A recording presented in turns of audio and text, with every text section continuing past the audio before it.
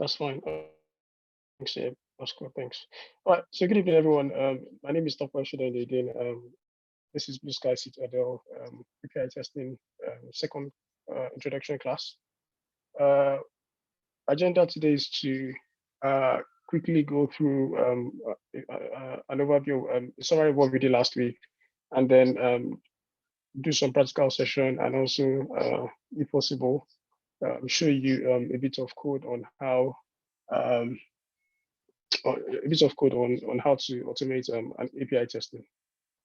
All right. So last week, for people who are not here last week, I just quickly do a quick recap. We did an introduction into API testing. We talked about when, why, and what we need to do with regards to API testing. We talked about the logic behind what API is and how we interact with API on a day-to-day basis. We spoke about, we give, as you can see from the diagram, we give a quick overview of, the transaction that happens when you go to the ATM machine and the communication protocols between the ATM and also the API servers at the bank, banking on the banking application. We also looked at the logic of a typical example, like Gmail with the backend, having the list of custom, having your username and password, and the API logic, and basically the interfaces where you can access this and interact with it. We spoke about the different what APIs are used for. They are used for web-based application for like Facebook, Gmail, Twitter. To be honest, everything that we do online makes use of API in one way or the other. They are used for computer operating systems. When you plug in your mouse to your laptop, you're interacting with API. Software libraries. I don't know whether they just gone deep into automation testing with you. Nugget packages are examples of API which you are interacting with. For Java, using Maven project, the dependencies that you download from Maven repository, they make use of APIs as well. So basically, we also looked at why the need for API testing. Rather than having a monolithic architecture where you just have everything under one service, it's good to have different microservices, and then you now make a connection, API connection to those microservices, so that you can, when one service is under maintenance, your application is still running, and you can still people can still do what they need to do on your application and all that. We also looked at types of APIs. We looked at types of APIs. We looked at the SOAP call, the REST calls, and also the remote procedural call. So basically, the remote procedural call makes it easier for developers to make apps, and also to have this connection between them, and also in order for them to be able to talk to each other. We looked at the different advantages, and we looked at the different how do I say, the different characteristics of both the SOAP and the REST. We said SOAP is a protocol, REST is an architectural style. SOAP only takes XML text format, while REST, you can do text, you can do JSON, you can do XML and all that. Yeah, so I think it's a good thing for you to, if you're interested in API testing, this is just an introduction. So if I were you, I would just go and read about all this and have a better understanding of it. We talked about the different kinds of requests that we would the different kinds of requests that we would have when making an API call or test. We talked about the REST request is made up of the verb, the URL, the headers, and the request body. A request is made up of the verb, and when we look at the verb, we looked at the GET requests, a POST request. We talked about what they are, and I'll try to show you examples of what they are as well. The patch and also the deletes. Yes, so Yeah, we'll come to questions after a while. Just bear with me. Let's just do the summary first. Now, we looked at what's part of example of REST API. We looked at what the URI or URL looks like. We talked about the protocol, the path, the resource path, and if you are doing a query parameter, we look at that as well. What else did we look at last week? Now we also looked at content types, the headers, what the content type includes, what the authorization is, and and also I think I showed an example of what a JSON object looks like and what an XML object format looks like and all that. So, but today, to be honest, we'll be going into practicals really, and just it's going to be more or less like just telling you what you need to do, and I'm showing different examples of what we can test, carrying out API testing. We look at also the codes, the status codes. A 200 is a successful request. A 201 means created. 202 async created. 400 we talked about. The 400 is the client error that you would find from your own side or before the application hits the backend. And then we also looked at before the application hits the server. And we also looked at the server errors, which start from 500. So there are a lot more error codes. We have 501, 504. I think we have the lot more. So you can Google that and find out what they are and have a deeper understanding of them. Now, so I'll just quickly answer the question as somebody is asked, and then we continue what we're. Is there any manual of material for API testing? So, well, there are so many resources on the internet, and you can use this video as a template for you to understand what API testing is all about. Now that you've learned the mechanics of how a REST request and response work, it's time to test them. So I think last week we looked at Postman. Let me open Postman up. We looked at Postman and looked at how you can use Postman. Is one of the very important very important tools that is used to test APIs. So if I Google different tools, sorry, 1 second, different tools to test API. Yeah, so this is a list of different tools you can use to test APIs. There are so many of them. You have Rapid API, Rest Assured.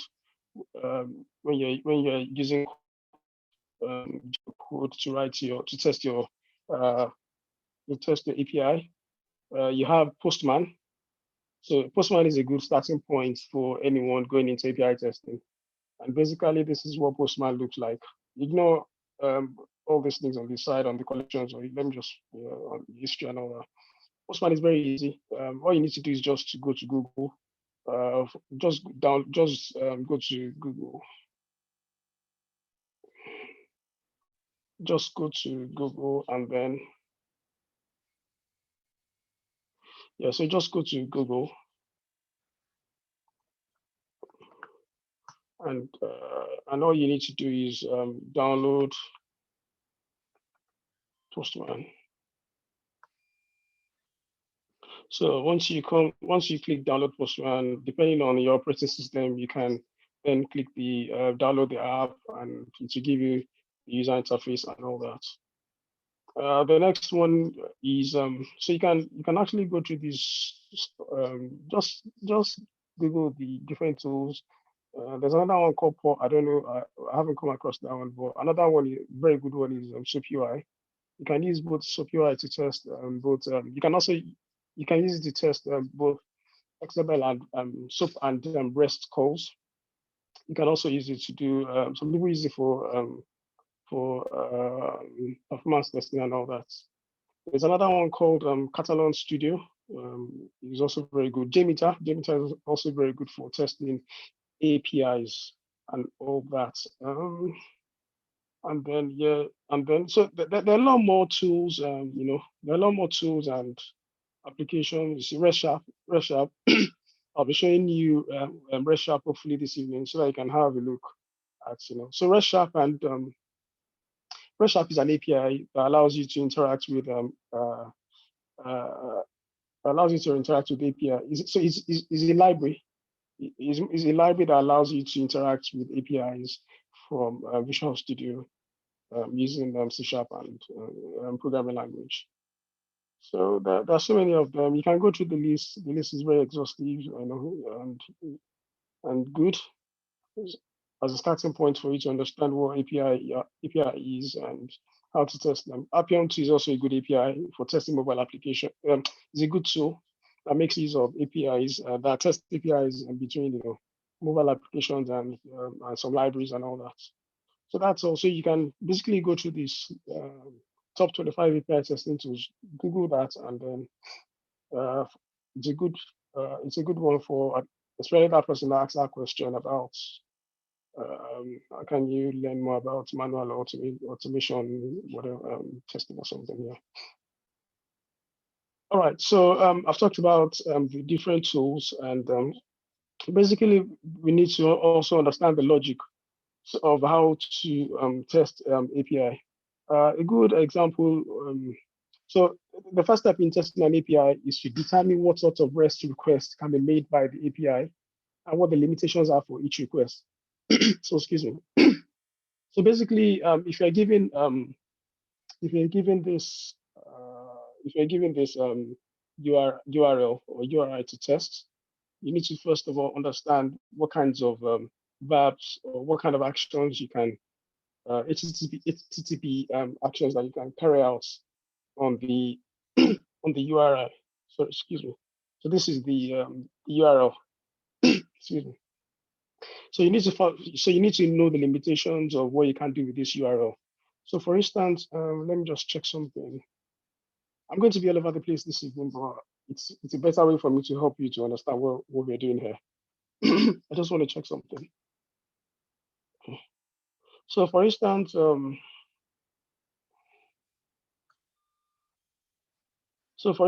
if you're given this URI, you need to understand, okay, what exactly do they want me to do here? Am I making a get call? Am I making a post call? Does the URL accept a put, a patch, or a delete? So these are the specific things that you need to ask the developer, or you need to ask whoever is asking you to test an API. So the next thing that you also need to do is the next thing you also need to find out is, we talked about the tool. So you have the tool, and then they've given you the URL. You've asked them about the particular kind of verb that you can make with the call, with the URL. So the next thing that you need to also find out is in order to test the API completely, you need to understand what the limitations are for the REST request in the API. So finding, testing, and verifying those limits is crucial to making sure that the API will behave in a way that users expect. So which is very important, because you don't want to be given a URL to test. You don't want to be given a URL to test, and then you're not properly testing it, just like you're on a website, and then you're not doing what they want you to do. So that is why it is very, very key for you to ask, what are the limitations of that URL? Where exactly do you want to test? And to be honest, if you're working in an agile environment where you are delivering little chunks of code within in an iteration, you don't need, you need to, so maybe for instance, the URL that you may be given maybe for at the beginning, maybe just to do a get call, or maybe to do a post action. But as time goes on, the limitations of the kind of the capability of that URL to do different things, you start increasing, and so it's just like a baby growing from from a baby to a toddler to a child and then to an adult. So at the initial stage, The URL might just be, okay, populating the list of blah blah blah students and all that. So I'll quickly show you an example of what's just bear with me a moment. Yeah. I'll quickly show you an example of of what I'm saying here and all that. Um, some of before we dive into that, some of the questions that you need to ask your developer when collecting information about an API is, okay, what endpoints are available? We talked about that. What HTTP verb do I need to make on those endpoints? So an endpoint is also your URL. Your URL. And then what fields are required in the request? Last week when we were talking about post requests, put and patch, we we made mention of body parameters. You need to body parameters. So for instance, if you want to go into a URL that allows authorization, we spoke about that last week. You need to. So let me just. I think we need to. Let me just go to that page. What was in there? Okay, requires or whatever. Yeah. So just to refresh our memory. So last week, the kind of, if it's a post request, you are posting into the, you are making a request. You need to pass the body as part of your request to be able to carry out the action that you need to carry out. Now, some of these actions, like for instance, this post request, for this particular, okay, let's do something. Let me just show you. So I have an example database here. So this is a database. So let's say this is an example of a database, and you've been given this URL. You've been given this URL to test locally. You've been given this URL to test locally. Now the kind of, so for instance, so if you're going to do a get call, you need to ask them. You need to ask them about. We're going to be going to Postman to just do this literally now. You need to ask them, okay, what are the kinds of verbs that you would carry out with this URL? And does this URL, does it require any form of authorization before you can actually do your requests? Those are the kind of things that you need to ask them. So what are the mandatory fields that the bodies, what are the validation limits on the fields? So that's when you talk about schema. So schema is another thing that comes into play when you are doing API testing. Because for instance, if they're asking you to, for instance, if they're asking you to send to, if for instance, this particular website, for instance, they might say, okay, these names that you're seeing here can only be 10 characters. This job title can only be 7 characters. So those are the kind of things that you need to test in terms of validation when you are posting, when you are testing your API. So those are the kind of things that you need to think about. And some other validation might be that, it doesn't take, it takes special characters. It doesn't take numbers. There are so many things, that will be listed in the body of the schema. So for instance, now we are posting to, let's say we have like 3 or 4 more fields that say, okay, your date of birth. So the scheme, the validation for the date of birth might only allow maybe your date of birth is 01/01/1985. So they might say, okay, for the date of birth field of that API would only does not take any special character like slash. So you cannot put 01/02/1985. It will only take 01/02/1985. So when you are testing that particular API, you need to carry out both the normal testing, what the URL will take as a body parameter, and then you also need to think about the negative part, which is including things like trying to see whether the application will take things like slash or maybe a dot, because some people write date of birth like 01/03/1985 or 01-03-1985. So these are the kind of things you need to test as well. So you do the happy ones, the one that makes the application work as expected, and then you do the ones that are flags up issues or throws errors and all that. So that is what validation is all about. And so you also need to look at response codes as well. So it should have been stated within the body, within the acceptance criteria to say, okay, all right, if you hit these endpoints, the status code should be 200. If you are posting, which is this one, your request was successful. If you are posting, if you are creating a new resource, like this one, so if I press on this one now, I get 201, your response should be 201. If you are just getting the list of users here, if I click on this one, I'm getting it 200. So those are the kind of questions you need to ask them. So those are the kind of questions that you need to ask your developer. So, and then if that goes into, drills down into what response code should I expect for an unsuccessful request. So things like 401, maybe a bad request. So, I know I talked about carrying out. I gave an example of the date of birth schema where you have 01/01/1985 as the format in which the application will accept the request. Now, for the bad, for you to now start carrying out unsuccessful request, you need to ask them, all right, so if I do this, what do I get? Am I going to get 400? If I don't have an API key, will I get a 401? If you are querying the database, if you are querying the API, let's say you want to, if you are querying the API on what is not within, what cannot be accessible within the API, what do I get and all that. So those are the kind of things that they would have specified for you to test. And it is also good for you to ask them those questions. There are so many scenarios where, they'll just give you an API and say, okay, go and test that API.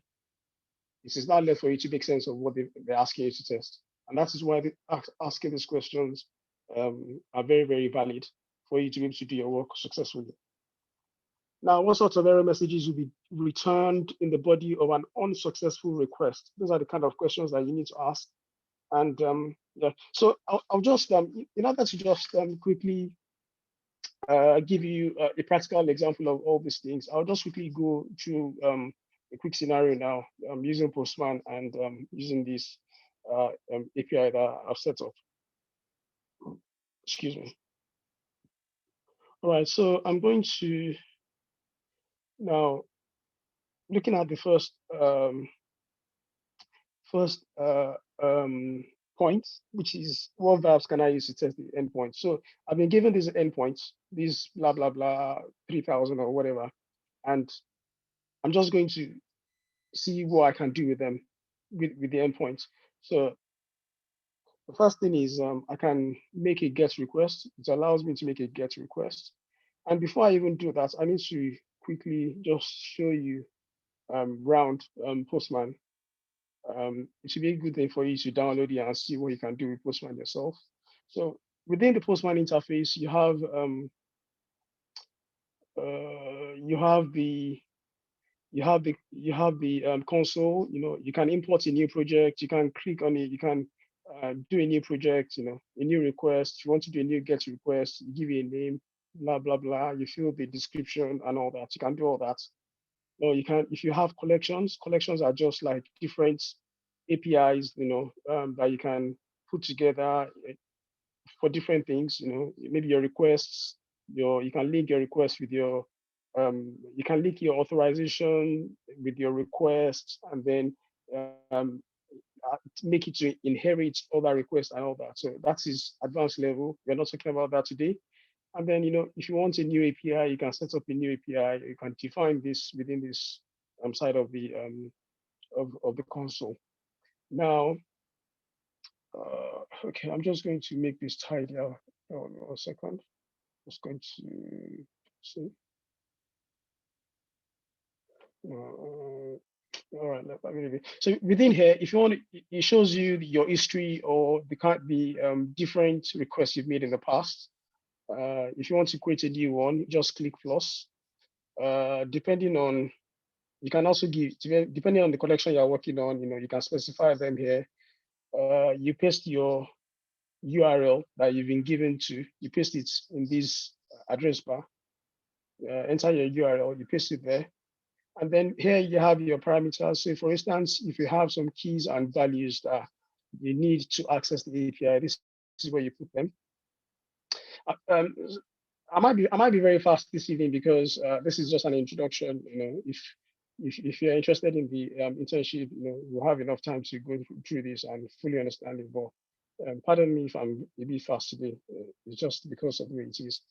Yeah. So if you need authorization to access the API, this is where you'd come to. You have the API key. We talked about the API. We just talked about the API key on this document. I showed it on this document here. The API key. You can use a bearer token, basic of AWS signature and all that. There are so many things, and then you can also create, a request from your collection that would a request from your collection that will be inherited by subsequent requests that you need to carry out. So those are the kind of things that you can do here with authorization. We talked about headers, I think last week. So you have the kinds of, basically everything. These are the headers that populate when you make your request. They automatically just populate, and it's more like maybe your caching control, your token, if you have any form of host, maybe a local host or anything, the kinds of texts that URL will accept, encoding, connection types, and all that. And then this column is for the body. If you are making a put post and patch request, you need a body. So you can specify none if it's a GET request, raw if it is if you're going to be passing a JavaScript, a JSON, HTML or XML body. This is where you insert all that. I'll quickly show you one or two examples before we round up.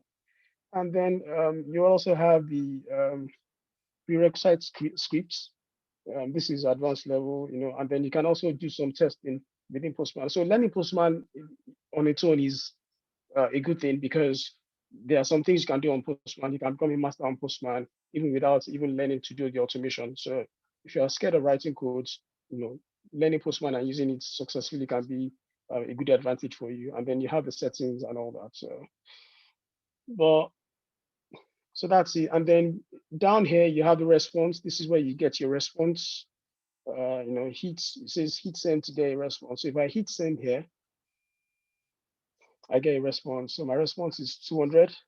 And then within the response tab, I have the body. So you can change it. You can have pretty, you can have it as raw. You can preview it if it's text up. Yeah. So it shows me exactly what I have on the UI.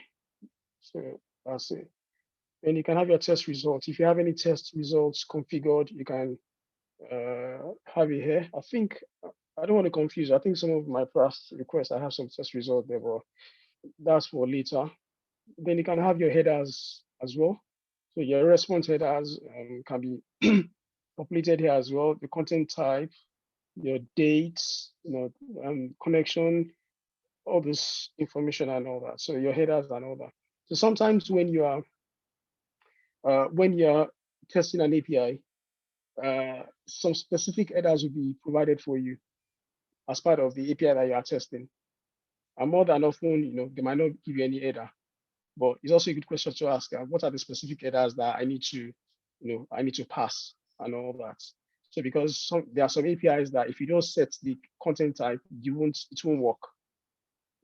So you need to ask them what are the headers that you need to pass and the values. So they give you the key and the values and all that. So all right, so that's about and then we have so you can see here we have the status code, 200. So that when I hit get, I got a 200. That means that the request was successful. The time taken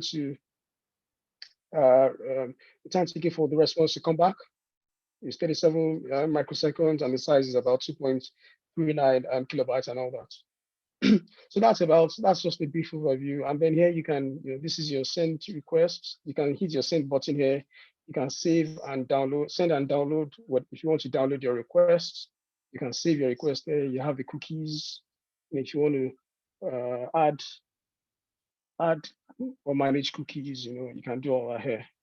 And then if you want to code, so for instance, if you want to export the code to any programming language, C#, REST Sharp, Java, JavaScript, Node, all those different programming language, you can do that here and all that. So that's about that. All right, so now going back to our slides.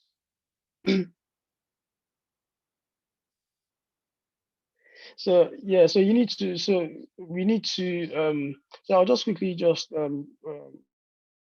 carry out a quick get request so that we have an understanding. And before we do that, I'll just show you so that you understand what I'm doing.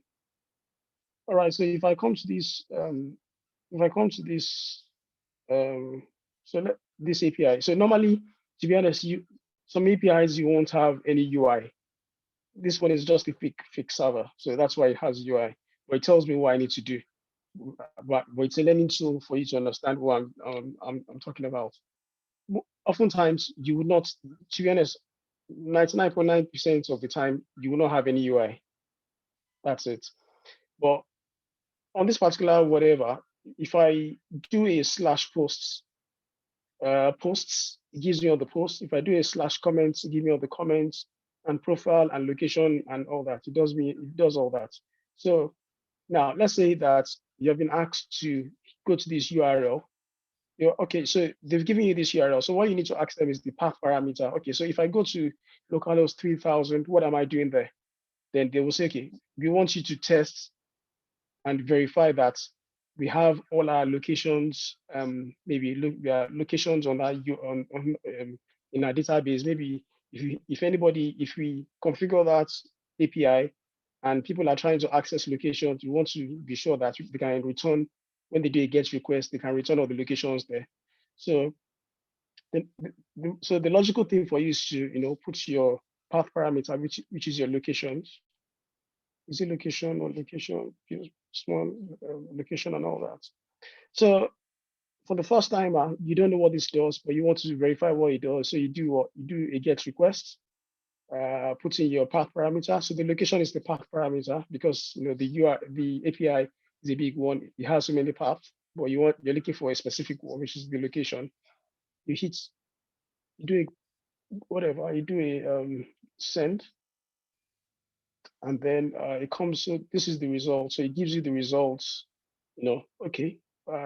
This is so depending on what has been configured. For instance, this one is a player one. It gives me the ID, the city, the country, the address, and then some of the addresses are like blah blah blah. So wow, this is successful. Very good. That's what that's the GET request is. The location is working fine. Now they said to you that when you do location, when you hit the path for the location, you should get a 200. Well done, you're getting a 200. And then the headers are populating. If they're giving you any specific header to look out for, you can verify this as well. And then, but most important thing than not, maybe the body. You want to verify that the body is fine. You said that your ID you should be there, blah blah blah, and all that. They give you all this stuff, and that's fine. Now, another thing is that they've also said to you that, okay, right, first of all, so if you get your location now, then drill down to maybe specific location there. So what do you want to do? You want to query you want to now put a query parameter. You've done the path parameter, you now want to do a query parameter. So doing a query parameter is just basically, depending on what the query is, maybe you want to do a GET call to say, okay, give me all the cities that are give me everything for Edinburgh or whatever. So you do a get call, depending on how it's being configured. Most times they will tell you this is how you can do your query parameter. You don't have to know it. It's good for you to know how to do a query parameter. If you don't know, you can Google it, or you can ask them. They might say to you, they might put it as part of the acceptance criteria to say, if you want to query a particular location, this is what you need to do. So for instance, in this instance, I want to query Edinburgh, everywhere in Edinburgh. Give me I want to see the results for everything in Edinburgh.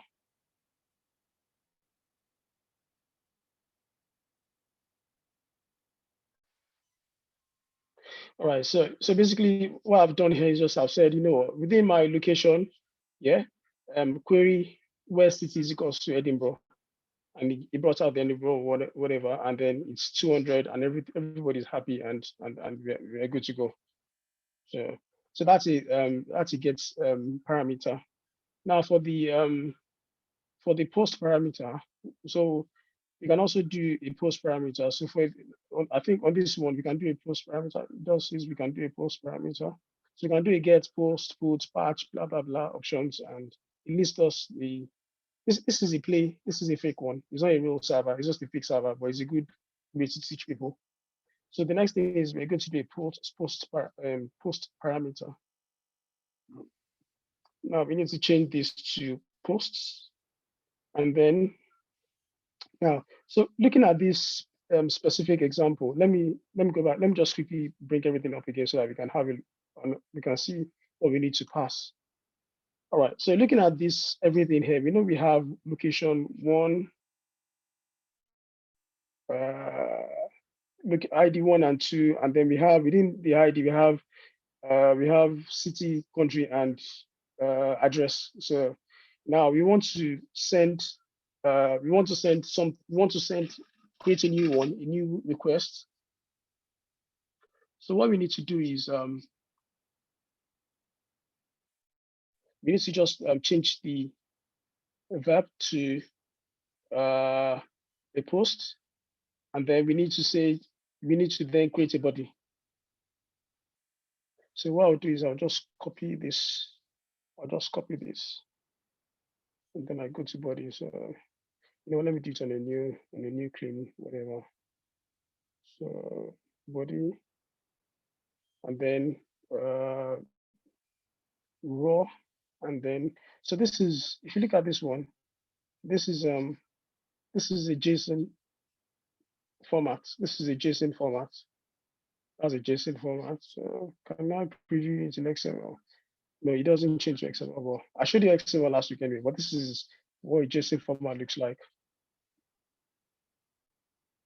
Just so that let me check if I've got any question. No question.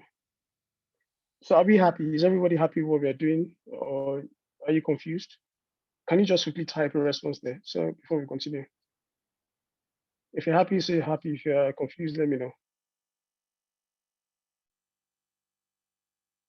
Good. All right, cool. All right, cool. That's fine.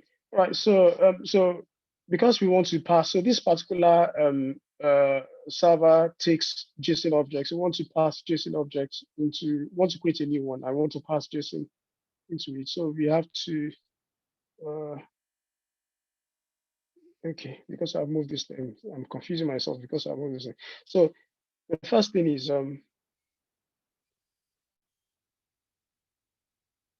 so the first thing that we need to do is, we need to create a new request, and then we need to paste our body here. So I've pasted my body here, and then within that, the first thing is you need to validate. So there are many ways of validating your requests, to be honest. So there are many validation tools online that you can check. All right, so this is saying something. Okay, I need to pass something. I need so you can see that I have an error here. And the reason why I have an error is because I need to pass a comma. If I pass a comma there, then it should stop. It's still asking me for something because it's empty. Why is it asking for? Yeah, that's fine. Okay, because it was empty, so that's fine. That's fine. Okay. So I'll just pass here. I'll just say, you know what? I'll just say, okay, the city is London, the country is UK, the address is let me just type something.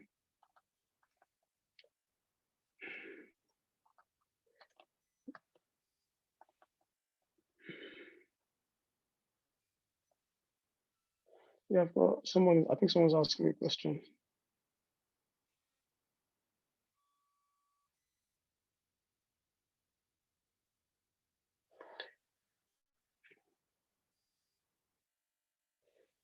When you download Postman, Postman looks like this. So when you download it, it looks like it looks like this one or something. Oh, I was almost dragging that. Can you see? I don't know if you can see properly. It looks like that, you know, it's white, you know, it hasn't got any request. The reason why, because mine has been very busy to be honest, and I don't want to delete all this. There are so many things which I've done here which I don't want to delete to be honest. So you will have everything, all these things that you have here will be empty. And then all this history will be empty, your collections will be empty, you know, everything will be brand new, fresh, no data. All right, so this is our body now, and then we need to now get our whatever, what do you call it? Our URL. So we need to get our URL. So basically, if the same thing I've done on Postman is here, but oftentimes you won't have access to this. So forget about this one I'm showing you. Focus on the one that is on Postman. All right, so so I need to change the ID because it will not allow me to insert a duplicate. But let's try it out and see if it's going to. It's one of the I need to do, to be honest. So 1 second. Someone's asking the question.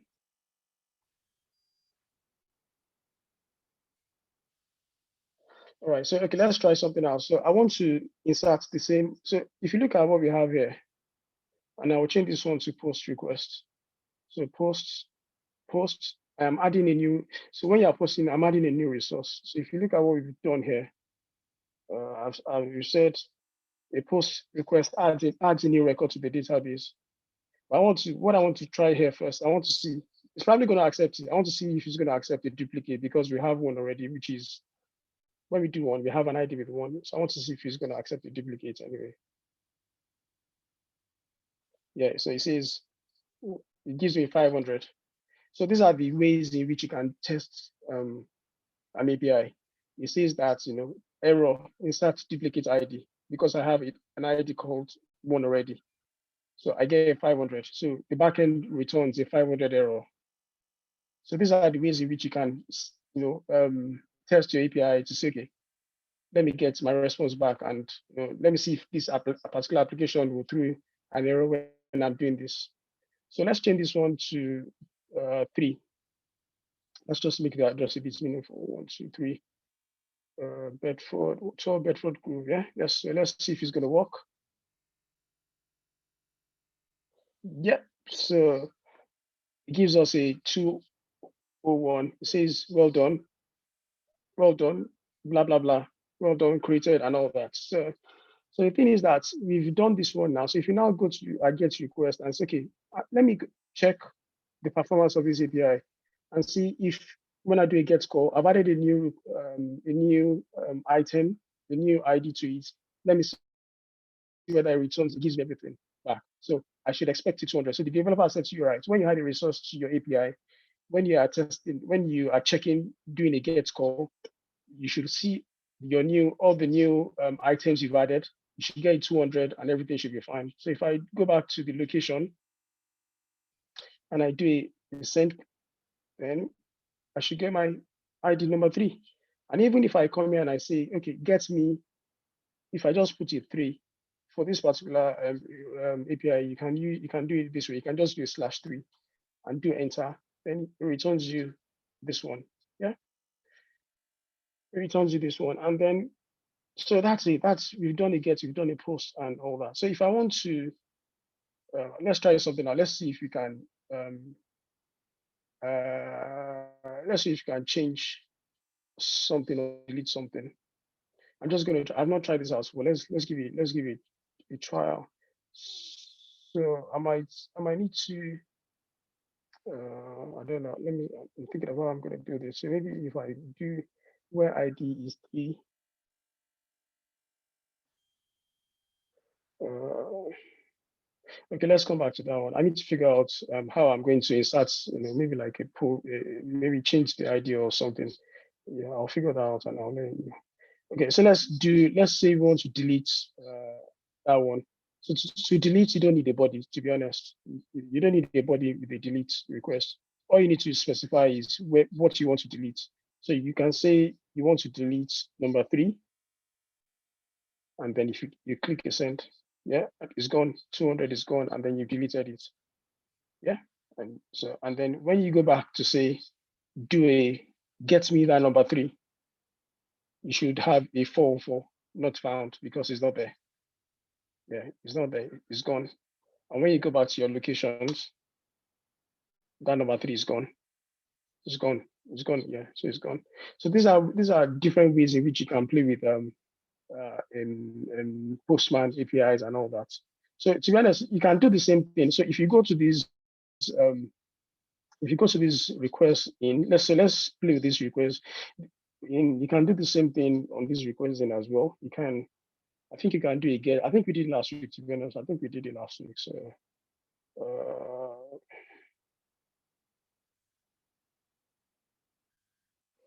okay, which one is this?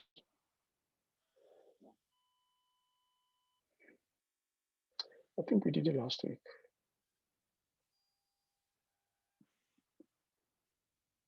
I think we did it last week. I've deleted it anyway, so that's fine. So if I post this back again, yeah, just go back, and then if I do a get call again, then that one should come back. It should appear again. So these are the ways in which you can do that. So there's one other thing I want to show you, which is about authorization here, because a lot of people will go to work and then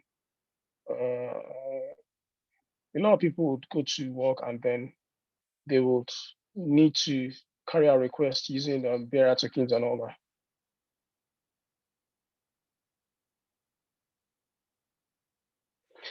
You need to you need to Google.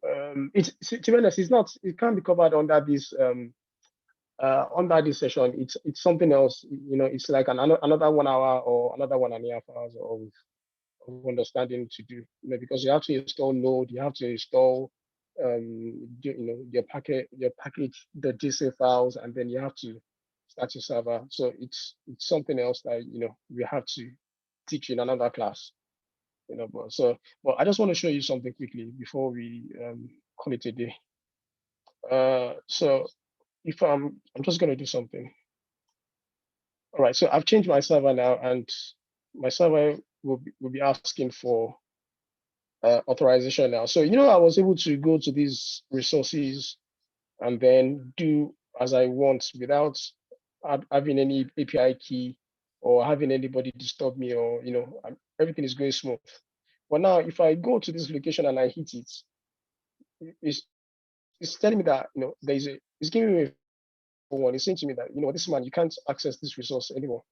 You need to log in. Log in as a user. All right. So I hope I remember. I hope I remember the username and password for this. I hope I remember my username and password, because I haven't done it in a while. So post. Yeah. Okay. So this will get me. Yeah. This will. Yeah. So for me to access this JSON server, I need to get the authorization and login code and all that. So all right, so I need to do a post request. So if I go back to that my URL that I was looking at before, if I refresh it now, okay, it tells me, it tells me now that I can't access it because it's giving the same thing that you're seeing here. I tried to do a get request to 300, I'll try to do a get request to, is it 300? Yeah, I'm trying to, it's not even allowing me to do anything at all. It's saying that, you know what, you need to get the, if I do preview, yeah, you need to get authorization or whatever. So, yeah, so the first thing I need to do is, I need to do a post request. So I'm going to come to this location here and I do a post request. It's saying that I need to do a post request to, I think it's off/login or something. So what I'm trying to say here is that there are some URLs, there are some APIs that you can't access them without any valid authorization. And to carry out a successful request, you need to first of all, you need to first of all get the authorization and then get the follow-on and then add it to the follow-on request, be able to do what you've been asked to do. So it's part of what we are still talking about here. What are the so we've spoken about the validation. I've explained that. What are the required fields in the request? We've looked at that. Yeah. So what are the verbs limited by the authorization? Yeah. So it's more like we're looking at the authorization now and all that. So I think for that one, I think so they will specify. They will ask you that for you to be able to get your bearer token in this system, in this particular instance, we are looking at bearer token. So bearer token is just, I'll show you what it is now quickly. So you need to first of all get a token or your API key. Once you have gotten that API key, you can then use that API key to carry out your request. So within the body of the API key, you need some parameters. So maybe you need your email and password. So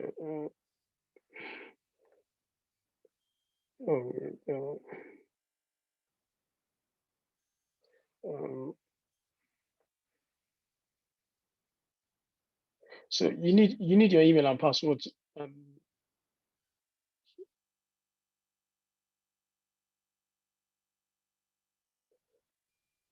think someone was asking a question or something.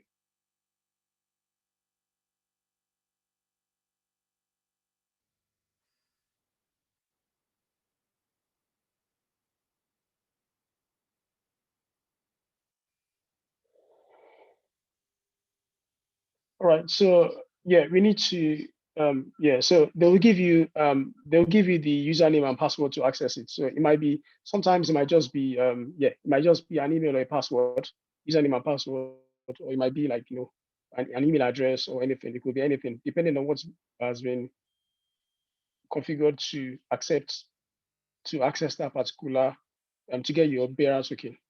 So I want to do it on a fresh one. So let me just delete this one. I want to do it on a fresh one. I don't want to have any cache or anything. Don't say. So I'll open a fresh one.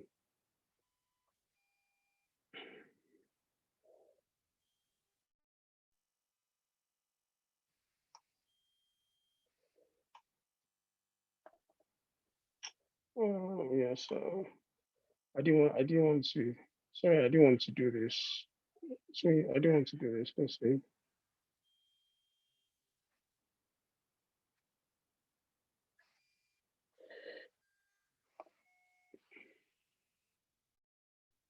All right, so it's still, ignore the headers and it's still caching my memory.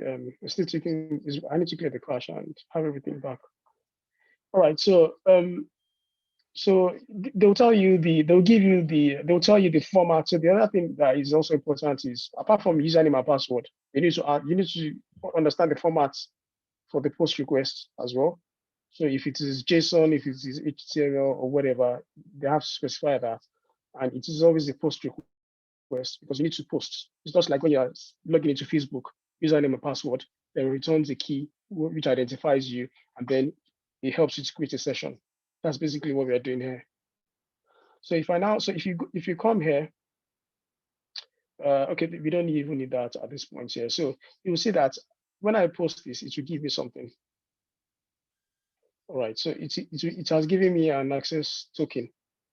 So this is the access token that I need to access my my whatever, so to be able to carry out my request. So if I go back and say, okay, I want to carry out this request now, nothing will happen. Which one is this one? It's still giving me 200. No, okay. No, it's because it's giving me the 200 for the is it for the UI? So it's giving me 200 for the UI. No, it shouldn't give me 200 for the UI. There's something wrong here.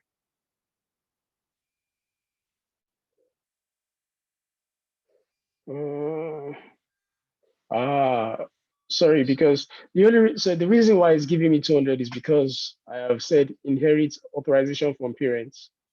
So that is why you shouldn't do that. Yes. Yeah. Let me just don't say that. I don't want that. So let me create a new one. So let me check that it's not. I don't want it to inherit anything. So it's because I've already posted this one. So it automatically goes. Let me take it. Let me take it away from the new environment. So yeah, so it shouldn't this shouldn't work. I hope I'm not confusing people. So this shouldn't work. Yeah, because sometimes when you configure your environments, it automatically inherits and put everything for you in perspective. So it's because because I was already in one of my environments before. So that's why. Someone asked me a question. Yeah, I need to quickly round up on this one, and then we can move to the next thing. So what I now need to do is I need to pass the bearer token. So I need to pass the bearer token here that I copied. So this is you come here. So depending on what the authorization type is, in this particular instance is a bearer token. So you come in there, you paste the bearer token from which I copied from here. You paste it into your bearer token here, and then if I now do a get, so let me go back to my location and do a location. I just want to get the location back. So if I now do a send request, I should have my location back. So I should have my location back. So if I delete all this thing from here and say it should give me 400, 401. But once I paste my bearer token and I hit send, then everything works as normal. Yeah. Now, so one more, so just a quick one. This bearer token is basically some things are encoded in this place. It's just basically some things that have been encoded. So if I go to jwt.io, it will tell me so if I just copy and paste whatever and I say it says invalid signature. What was it before?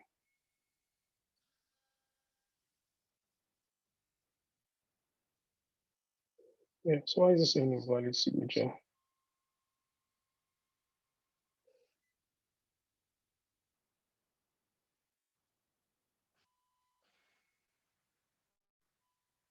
Yes, so saying, yeah, all right. So if you look at it here, so you can, okay, let me go back and so this is what was there before. So if you look at my Postman, when I did the posts, I signed in with this one, blah blah blah, Jello, blah blah blah, allow 1, 2, 3. That's what I used. So if I copy this one, I copy this graph, and I come here and I paste it here, and I do this. So you can see that it's basically telling me this is my username. So this username and password has been encoded in these long letters, and this one is saying that I think is I don't know Indian Ocean or something, Indian Ocean time and expiry. So this is my expiry time. It starts at a particular date and expires at any particular date. I don't know the time. The timing is from maybe one country, maybe India. I don't know. Whatever, one country. I can't remember what the country is. All right, so that's everything about Postman and all that. So it's basic. So we've learned about carrying out basic requests, in Postman using authorization key and all that. So that's about it. I'm going to share another screen now, and basically what we'll be looking at is I'll just do a walkthrough of the same thing, you know, using REST sharp.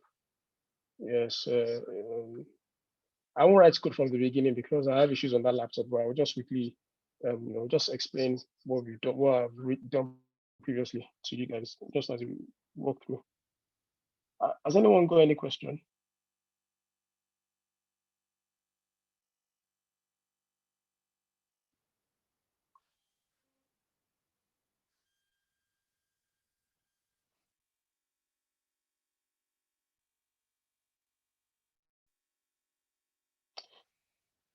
All right, cool. So we will go to the next one.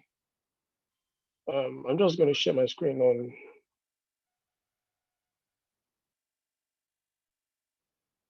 So I'm going to stop screen sharing on this one.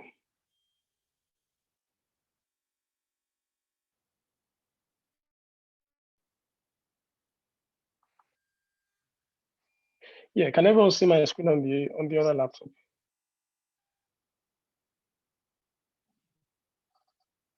Yeah, that's fine. I can see my screen here myself. Don't worry.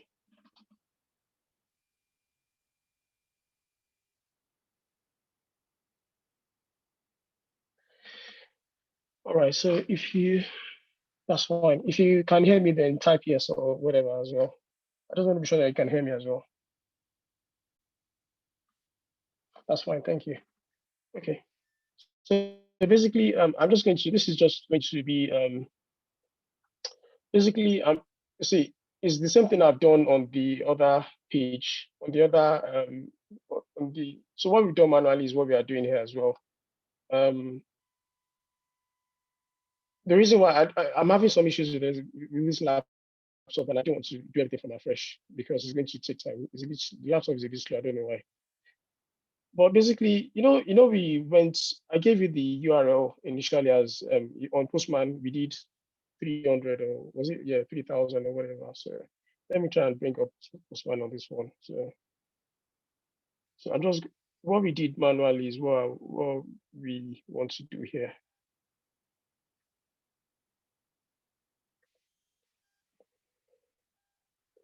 So basically, we are using the references.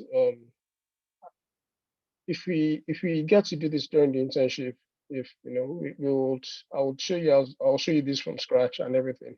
So basically, the references that we're using is we're using REST sharp and NUnit framework, and also something called the new another library called Newtonsoft .json or whatever to do some work here. So the thing I basically is what I've done in Postman is basically I've put my client as this, and I'm using REST sharp. We talked about REST sharp as a tool to write automation code and all that. And then, in my post, I want Postman to, where is Postman? Oh, yeah, okay. Oh, sorry, I went to put on something else. I was going to put on Postman.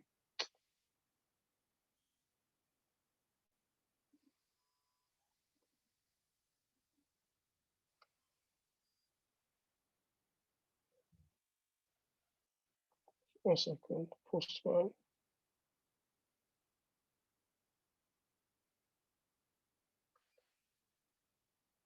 Yeah, let's just keep Postman 1 or 2 minutes.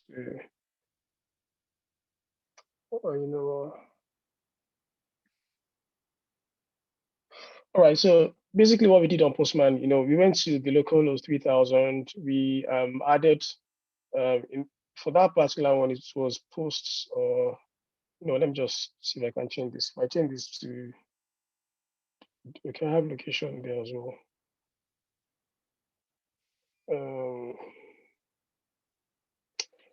I don't want to, yeah.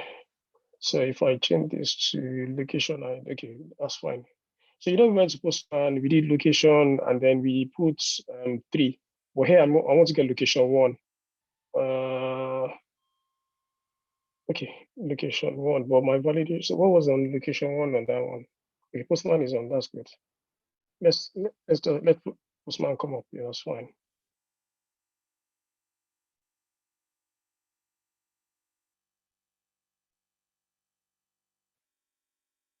Yeah, just give it one more second. Postman is gonna come up.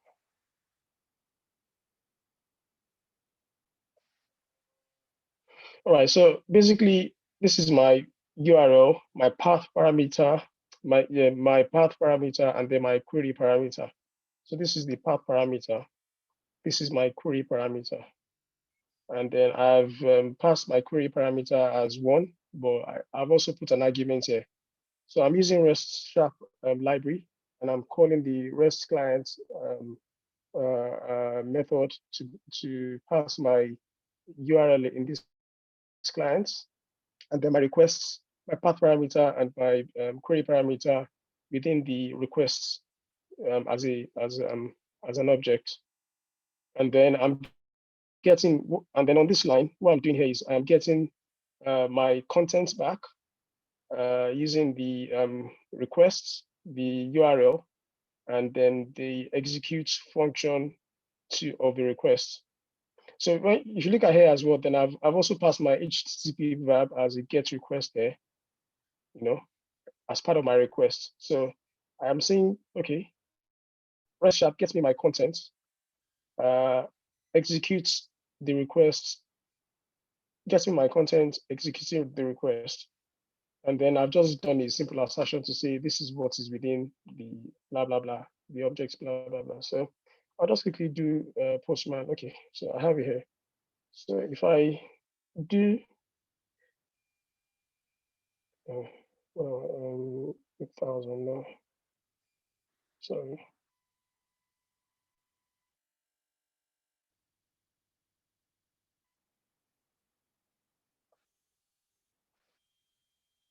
So for the person I asked about how Postman will look like, what Postman would look like when you first install it, this is what it will look like. It will not have, it's going to be a fresh board, nothing, not like the other one I showed that was clogged with so many things. So if I send this one, I should get my city back. It's not coming up.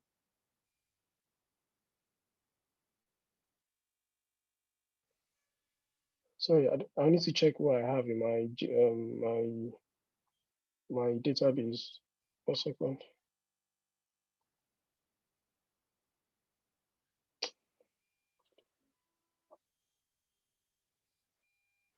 Just bear with me a minute. I need to check what I have here. I can't remember what I have in my.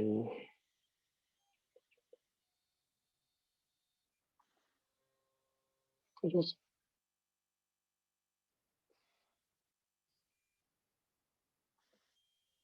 okay. So no, I don't have. I only have posts.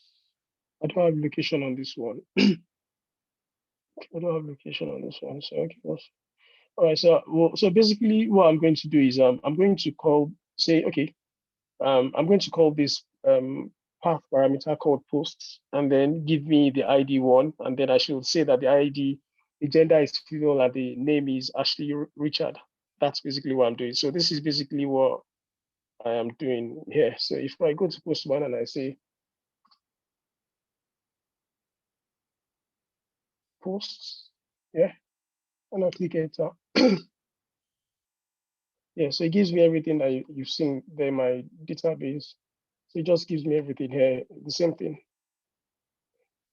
It gives me the same thing. So, but on the automation side now, I'm going to tell REST Sharp to call posts, call the path parameter posts.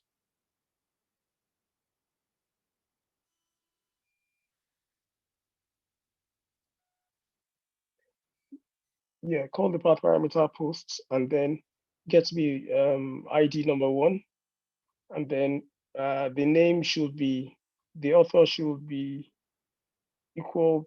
Is it the author? What is it? The gender should be, so the author, yeah. So the author should be Ashley Richard. Yeah, so author should be Ashley Richard. So when you look at this one, so basically this is what I'm asking the automation script to do. So return back to me, and then I want to verify that the author is called Ashley Richard. Yeah.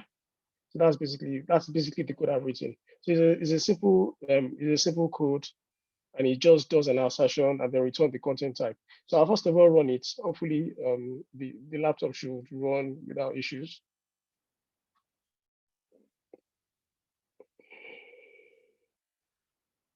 So I'm clearing.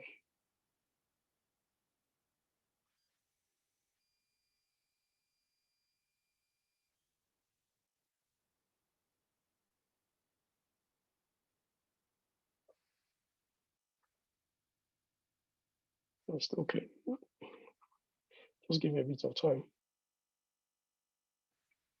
So while we're waiting for that, has anyone got any question or anything? And then I'm just going to quickly build it and then run it.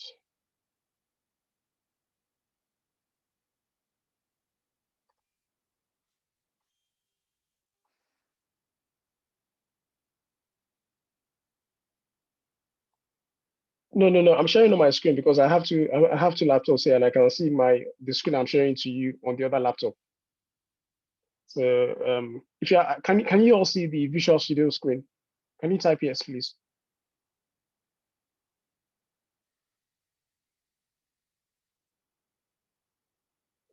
So can you see the code I'm writing? Can you see the code that has been written before previously?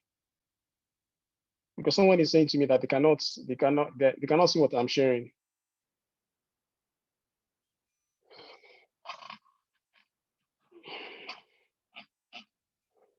So I'm sharing my screen and people can see what I've written. So maybe you might need to restart your laptop or something.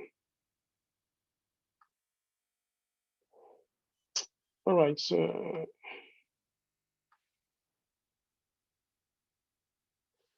I'm just going to run the test now. Go on me.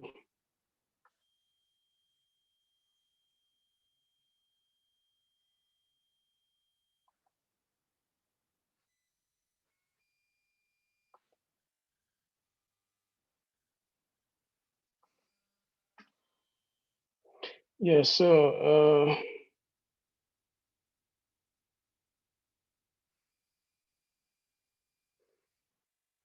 what am I doing?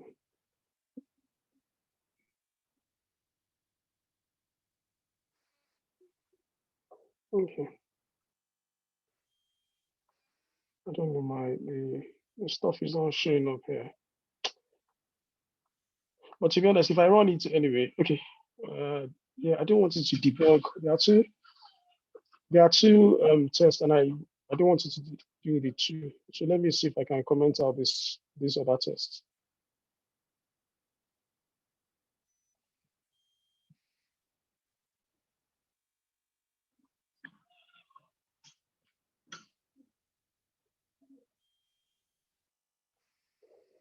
I don't want it to run. I don't want it to run the other one. So I'll just, to be honest, I'll just let me see if I run. Fine. Let me see. Let me debug first. I want to see. Well, it's probably going to debug everything. It's probably going to, yeah. So I want to show you what happens here and all that.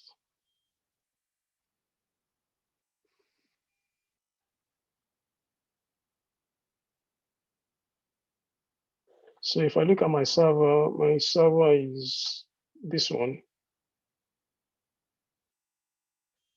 I think it's already done it, but Visual Studio is very slow, so I don't know why. So it takes a bit of time.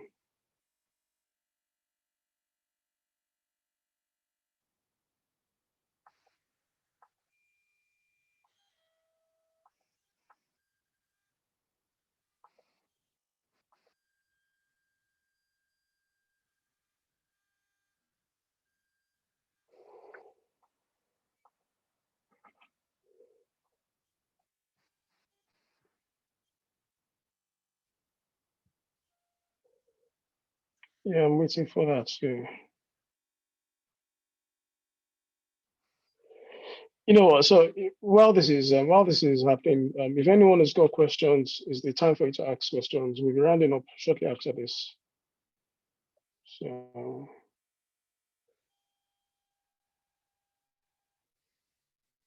yeah, so it's doing. Let me check this. Yes, it's done. It's done. No, it hasn't done. It hasn't gone to. Oh, okay. I'm not sure. Let me share every. every oh, I think I get what that person is. I was sharing my own screen, wasn't I? Yeah, I was sharing my own screen.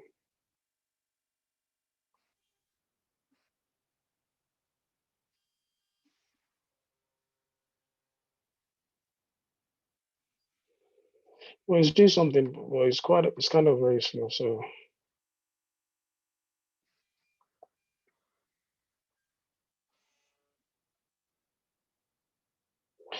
all right, you know what? So let's answer questions, and if it works, it works, and if it doesn't work, but how did you get to this page? What page?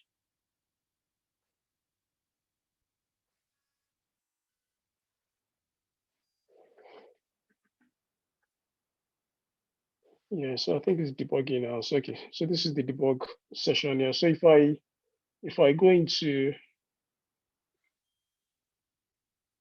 so if I step into the whatever, you'll see it should play something for me now.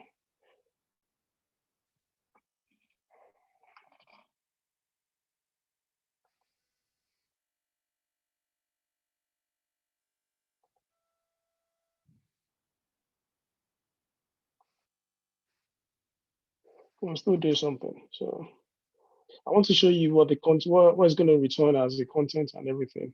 Oh, so the thing stopped halfway.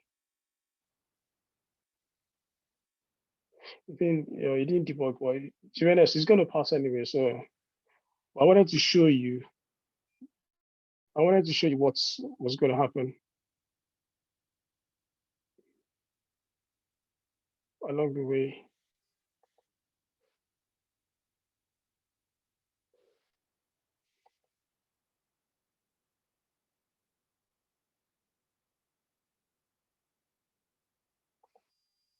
So I wanted to show you what the content, during the debug session, what the content is, the output and how it matches the assertion I've written here. That's all I wanted to just do.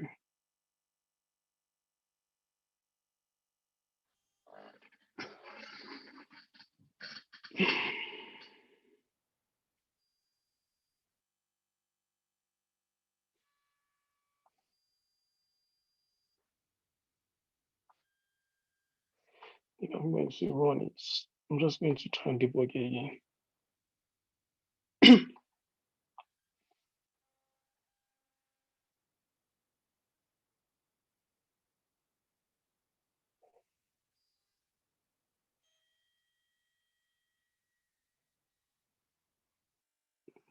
Yeah. So yeah, if you look at this one, so for the other one, the console says that I did a get post and then it was okay and all that. So if I play this one, yeah. Okay. So if I play this one, I think I need to step into it. Yeah, that's it. This is what I wanted to show you. So you can see that where is it? This is the contents. Yeah, this is what I want to show you.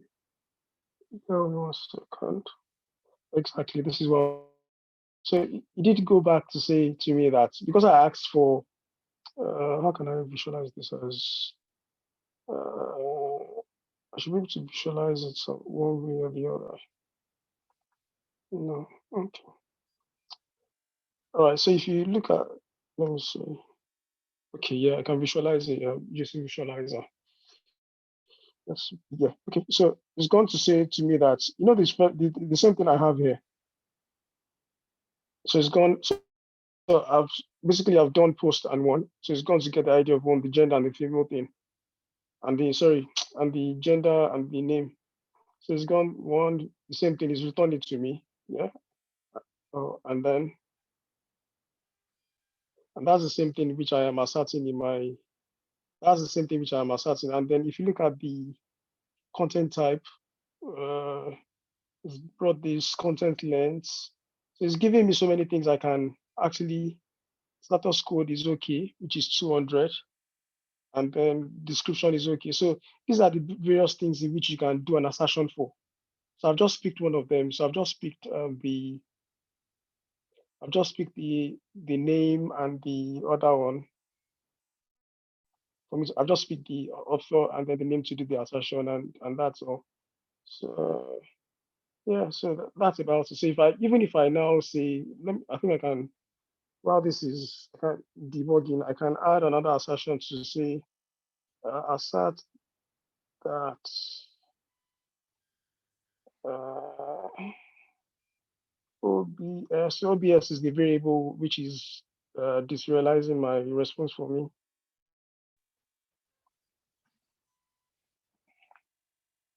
So I think ID, I think I can pass the ID. So ID, yeah.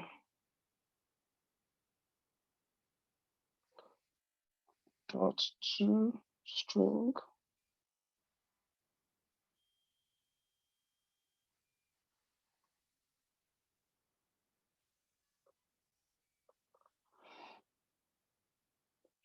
Comma, and then is dot equal to,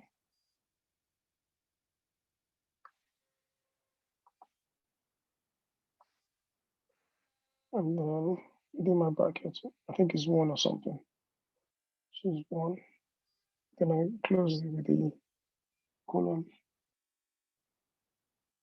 Yeah, that's fine. So if I come here, if I debug this one as well, that should be, it should be fine as well. So basically, so it's the same thing I've done anyway. I've just said, just give me the ID and confirm that the ID is really, yeah, the ID is one. So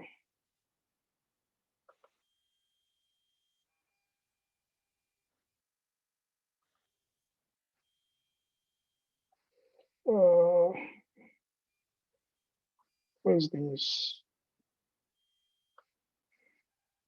So if I step into that one, this is C#. So they're just going to teach you all this. It's still going to teach you some stuff that you do here or whatever.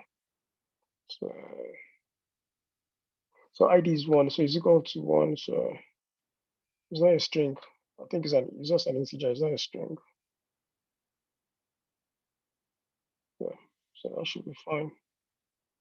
So if I come here, let me step into the next one I've just written. So you can see the IDs. So actually object to string returned, value returned, and then the next one. So expected actually, that's fine. So it's going through this blah blah blah one after the other.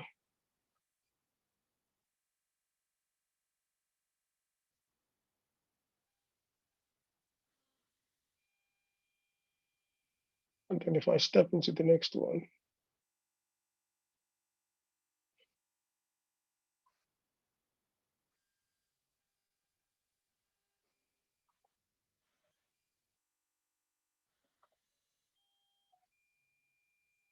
so it's just going, let me just step over. It's just going into them. Number one.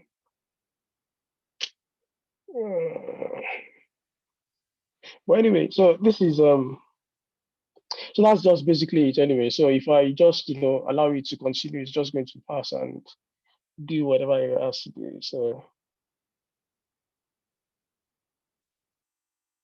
yeah, so continue.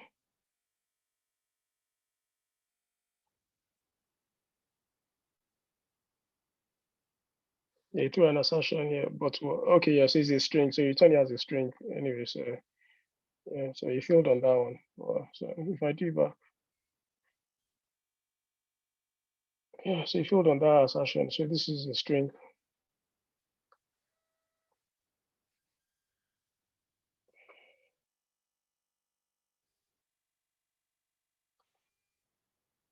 That's equal to, it's complaining on something. Anyway, so that's, to be honest, that's all. So that's all about, that's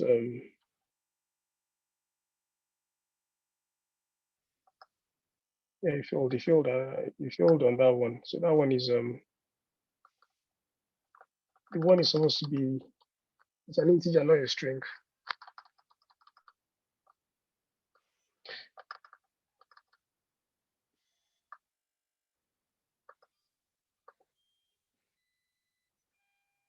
So what else was, let me change it. What else was gender? Okay, let's do the gender one. So and cost to female.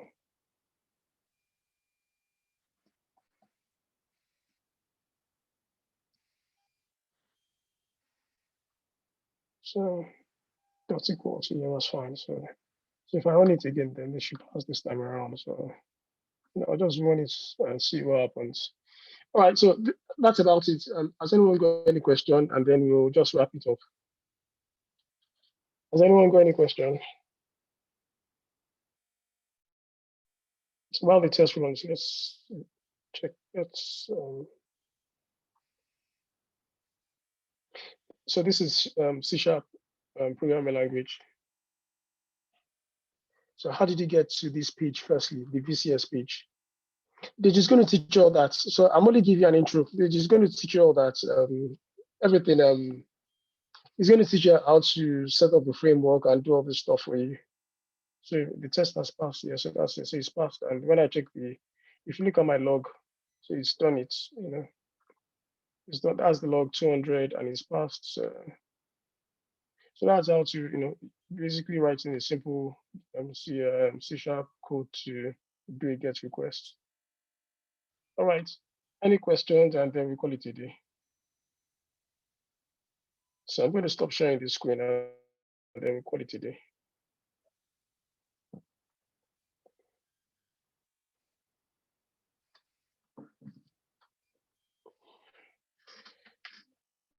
Have you guys got any question?